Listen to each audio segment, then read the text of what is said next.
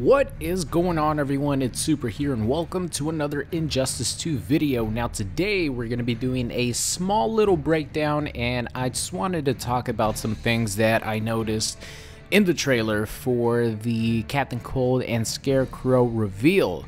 So, by the way, if you guys missed the entire trailer, make sure you guys check it out. It's going to be linked in the description along with my reaction video. Those are always fun to do. And I also did a video on the backstories for Captain Cold and Scarecrow. So check those out if you guys want. And as always, leave a like rating on the video. It's always appreciated. So here we go. Let's start off with the first scene that we see, which is something that's gonna happen, a little cutscene in story mode. It's not a big deal. It's just, you know, Gorilla Grodd coming up on the stage from a platform, and it's cleverly edited like if it was his entrance before a match, but it's not the case. You could definitely tell that it's you know, it's a little cutscene from the story mode because Gorilla Grodd is the leader of this society group that was formed pretty much from like the remnants of the regime. So society, Gorilla Grodd, leader, looks cool coming up on the platform. Moving on here, gameplay stuff. So even though there was gameplay in here, NetherRealm did a, I guess, good job for them, bad for us, because we didn't get to see a lot of actual gameplay. We got a lot of grabs. Like, I'll put a little compilation of grabs that we got to see. Scarecrow, Captain Cold, especially Captain Cold. He shoots you like 3 times with his cold gun while he's beating the crap out of you. It looks really cool. He freezes you like 3 times.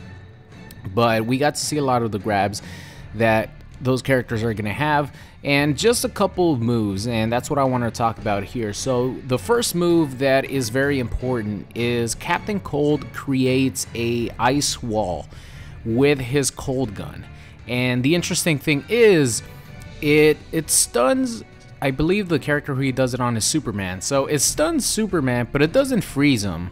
I thought that maybe it would work as an ice clone when I first initially reacted to my video, but then I noticed when I looked back that it did not freeze Superman.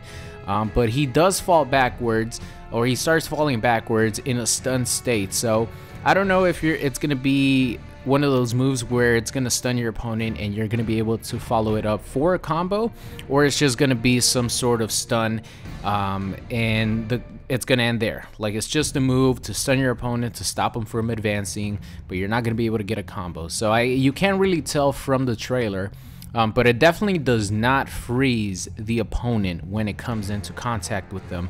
And to prove it, after Captain Cold creates this ice wall, he presses the meter burn button to actually kick the ice wall into the opponent, and that knocks the opponent backwards. So by the looks of it, this ice wall is going to be a very, very important tool for Captain Cold.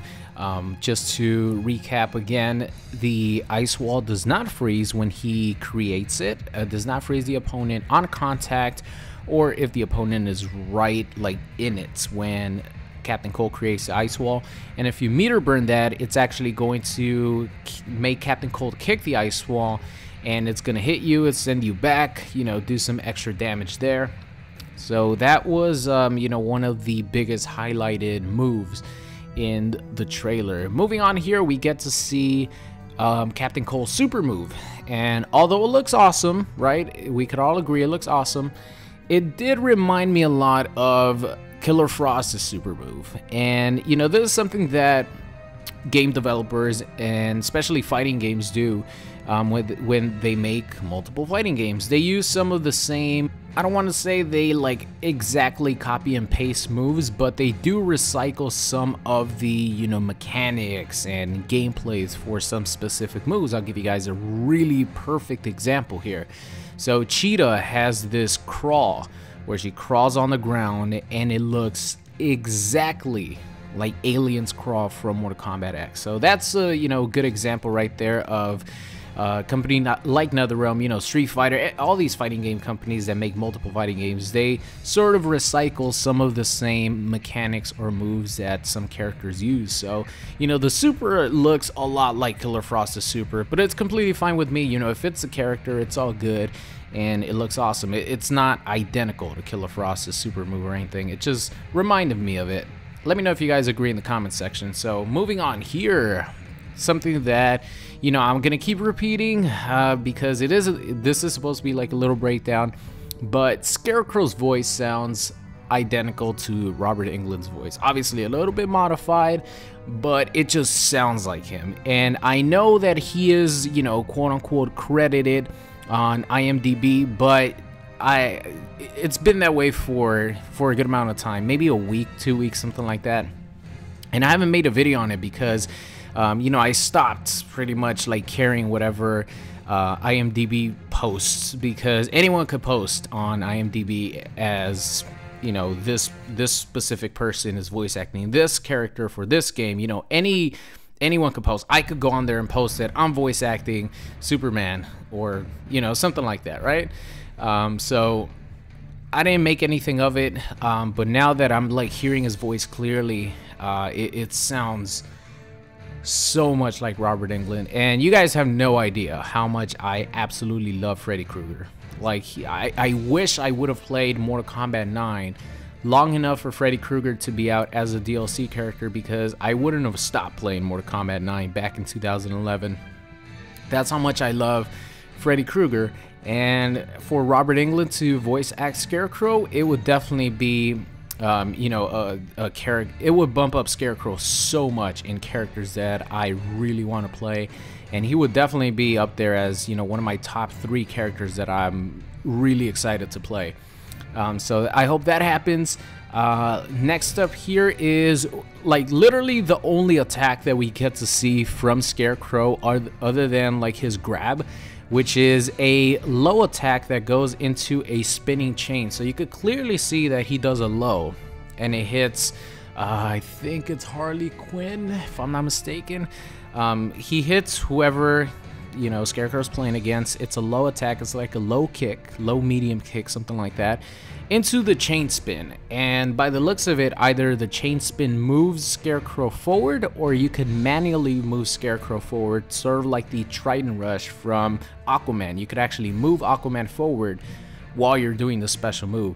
So I don't know what's going to be the case there, but regardless, you know, the chain whip, it looks like it's going to be one of the special moves that Scarecrow has. And I definitely have to say that Scarecrow looks really, really tall. He doesn't look big as far as bulky or anything like that. Obviously he's skinny, but he just looks really tall. He might be the tallest character so far, because even compared to characters like Atrocitus, he looks really, really tall. So we're gonna have to wait and see, you know, side-by-side comparison once the game comes out and we're able to play, you know, versus any of the characters. To me, it looks like he's the tallest character so far. And I think that is, one cool thing that I noticed about Scarecrow is that whenever he gets you into his super, he takes you into, you know, his fear world, whatever. It's like a graveyard with your tombstone on it. And similar to Aaron Black's super move, or X-Ray, where he shoots the bullet and the bullet has your name on it, Scarecrow takes you to the graveyard, and the tombstone that he slams you on actually has the character's name that you're playing against. I thought that was a really, really cool little addition to Scarecrow's super. I didn't notice that in the mobile device when we got to see the first look at it, but now that, you know, he's actually revealed in the game, you know, you could tell, and it looks really, really awesome. All right, one more thing, right? One more thing. Is that it? Oh yeah, that's it. I was looking at another video, like other notes that I had for another video, but that's about it, guys. We got to see some good gameplay, but one of the characters, Gorilla Grodd, we knew that he was going to be in the game. Bane, you know, we've seen some of his moves based on he's going to be a legacy character, so he's coming back from the first Injustice game. We could just go check out those moves if we want to see what Bane is going to have. Obviously they're going to change up some stuff, but the character will definitely be very, very similar to his Injustice 1 counterpart. What I'm curious about is what they're going to do with his trait. Are they going to leave it as the Venom, the same as the trait from Injustice 1, or are they going to change it? It's going to be interesting. And for Deadshot, for Captain Cold and Scarecrow, we did get some gameplay, but for both of them, we saw their grabs, and then we saw their super move, and then one more special move, which is the Ice Wall and the Chain Whip. So nothing like really too much to break down, but I tried my best to just watch the trailer over and over to see if I missed anything, and I think I didn't. So if I did, leave it in the comments section. I'm sure you guys will catch it if I don't, but that's going to be the end of today's video. I hope you guys enjoyed it, and I will see you guys next time. What's going on, guys? It's Super here. I hope you enjoyed today's video. If you did, make sure you guys subscribe or check out any of these videos linked at the top. Thank you, and I'll see you guys next time.